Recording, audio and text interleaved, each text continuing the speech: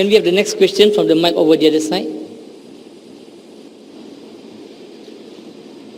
Please post your name and your profession.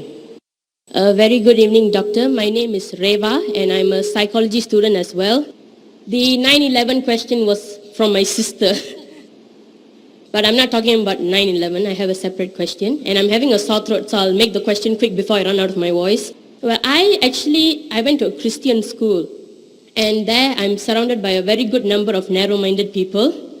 And their narrow-minded people's beliefs are anything except for Christianity is devil worship.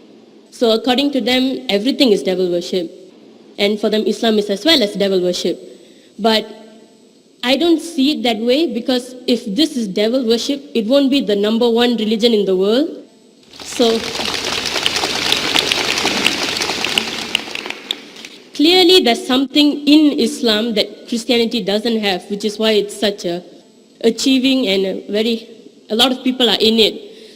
So my question is, I want to know what that something is.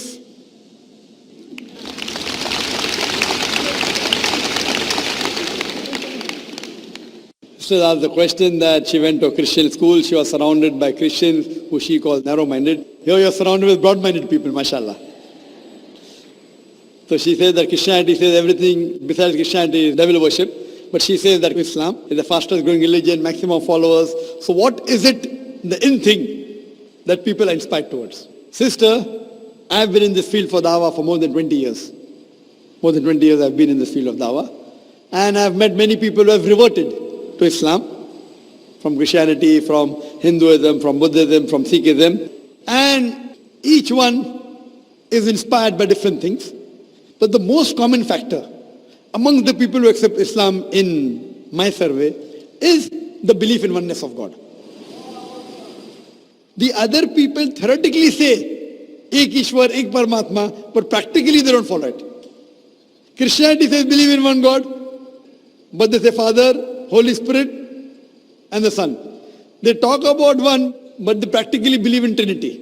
So Islam is the only religion which speaks and practices Tawheed, monotheism. So this inspires a person about the one true God, unity. And unlike other religions where you can see that, gods fighting among themselves, one God is taking the help of another God, and the devil can defeat the God. So all these things, a normal person thinks is illogical. How can God be defeated? How can God die? In some religions, God dies also.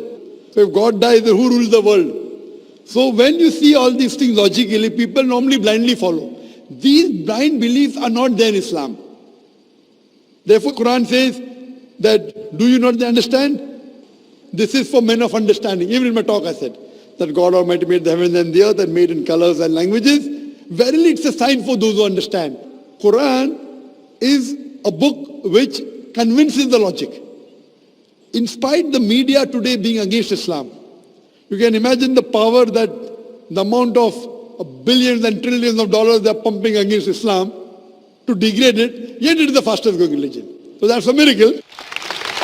Allah says in the Quran, in Surah Imran chapter 3 verse 54, Makaru makrallah wallahu khairul makirin. They planned and plotted, Allah too planned. Allah is the best of planners. So in this way, the major factor is that Islam is the most logical religion. There may be certain things which they may feel, oh, it's bad, it's like that. But when they come close to it, like today, Islam is maligned. One thing is terrorism, second is that there are no women's rights. If there are no women's rights in Islam today, out of the Americans accepting Islam, 2/3 are women. So why are the American women accepting Islam? Out of the Europeans accepting Islam, 2/3 are women. If Islam is a religion which does not give rights to the women, then who's forcing the European and American women to accept Islam?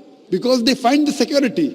They have been and seen the world and lived, talking about liberalization and modernization. They realize the real spirit is then the religion of Islam. So when they really practice, some people may really get inspired, okay, because there's hijab, I want to accept Islam. Some people only hear the azan and they accept Islam. So people have different things, but the main thing, the core factor is the Tawheed.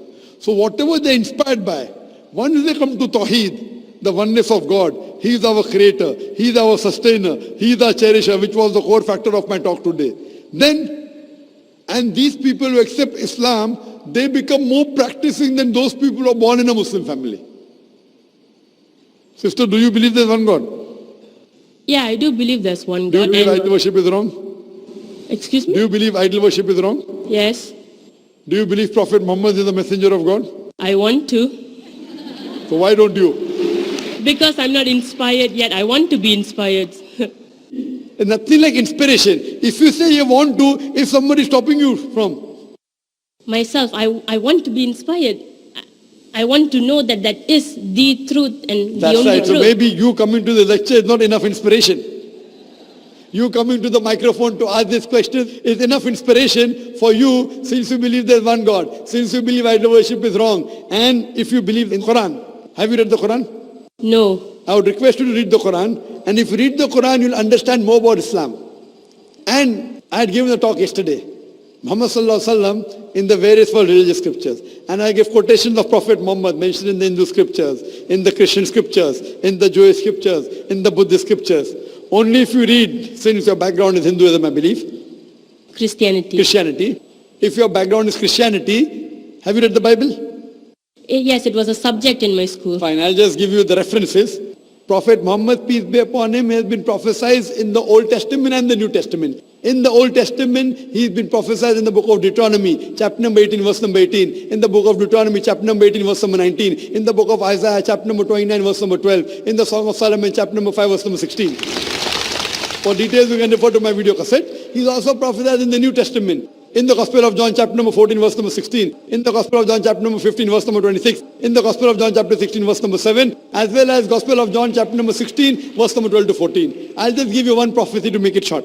Jesus Christ, peace be upon him, said in the Gospel of John, chapter number 16, verse number 12 to 14, he said, I have many things to say unto you, but ye cannot bear them now. For he, when the Spirit of truth shall come, he shall guide you unto all truth. He shall not speak of himself. All that he hear shall he speak. He shall glorify me. So this prophecy of Jesus Christ, peace be upon him, I have many things to say unto you, but ye cannot bear them now. For he, when the Spirit of truth shall come, he shall guide you unto all truth. He shall not speak of himself. All that he hear shall he speak. He shall glorify me. This refers to no one but Prophet Muhammad, peace be upon him. Because it says, he shall not speak of himself. All that he hear shall he speak. And you know the history of Prophet Muhammad, peace be upon him, that Almighty God gave the revelation to Prophet Muhammad, most of it through Archangel Gabriel. Whatever he got, he repeated verbatim. And he shall glorify me. If you see, there is no messenger of God, no person who claimed to be a messenger has ever glorified Prophet Jesus except Prophet Muhammad, peace be upon him. So it's mentioned in the Bible that this man to come, he will glorify me.